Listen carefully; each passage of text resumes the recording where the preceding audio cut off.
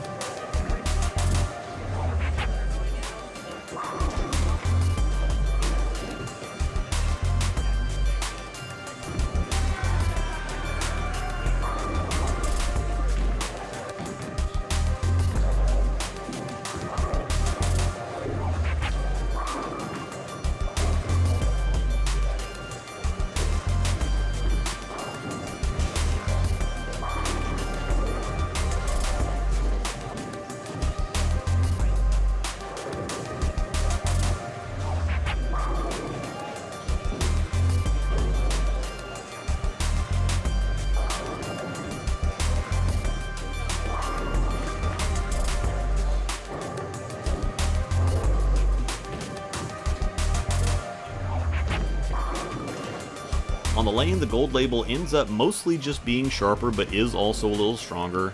They cover about the same amount of boards, they're virtually identical from the third arrow zone, and while the Fate is a little more forgiving inside and the ZGL gives me a little more misroom out, the shot shapes are nearly identical. The biggest difference is that the Fate plays easier from straight, while the ZGL likes a little angle. They share the same round arc, they both can be forward or very continuous if you want them to be, they both can be a little clean and leave the random weak 7 exactly the same way, and I think this just backs up my claim on the cover even more, plus what I said in the review about the ZGL just being a stronger Fate period. However, I definitely feel, and I think you can see, that it's not a marginal difference when it comes to the zone play, despite how otherwise similar they seem to be. If you accept that they have the same cover, and look at the core difference on paper, it would seem like a slight difference, but the Fate is cleaner and blends the back-end reaction more.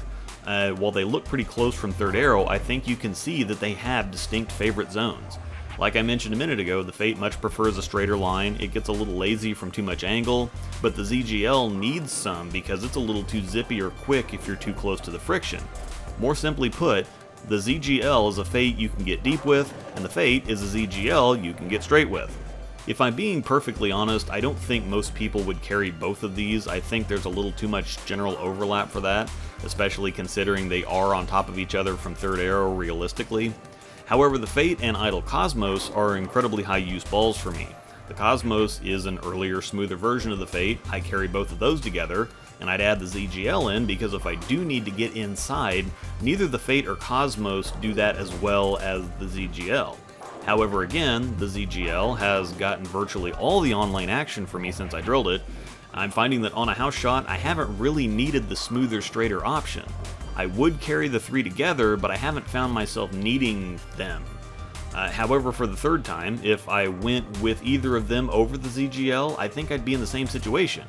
If I just decided that I'm throwing the Fate tonight, Cosmos next week, and the ZGL the week after that, I'm going to be playing the lanes a little differently, but ultimately end up with similar results. Now that's exactly the point of having balls that truly complement each other though. You should have a similar look, but be able to smoothly transition back and forth depending on what the lanes are asking for. I'd see more of a use carrying these together righty rather than lefty on one hand because the lane transitions faster, so you could start in a Cosmos, go to a Fate when it's getting a little too early, then go to a ZGL when you need to get inside. At the same time, this is exactly the strength zone that I use constantly, so if the back ends are a little sharp, I can go Fate. If it's a little too clean/weak, I can go Cosmos, and if I need to move in or have an extra lefty on the pair, I can go ZGL. I think there are equal arguments both directions.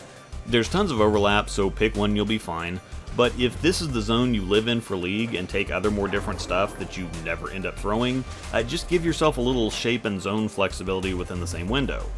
Check out the description for a link to Bowler's Mart to get one of these ordered or find any of your other bowling needs. Remember to use my code ROSEDOLL10 for 10% off at checkout at CoolWick.com. Be sure to check out my memberships for plenty of early access and members-only content. Thanks to my outstanding members, thank you for watching, and may the strikes be with you.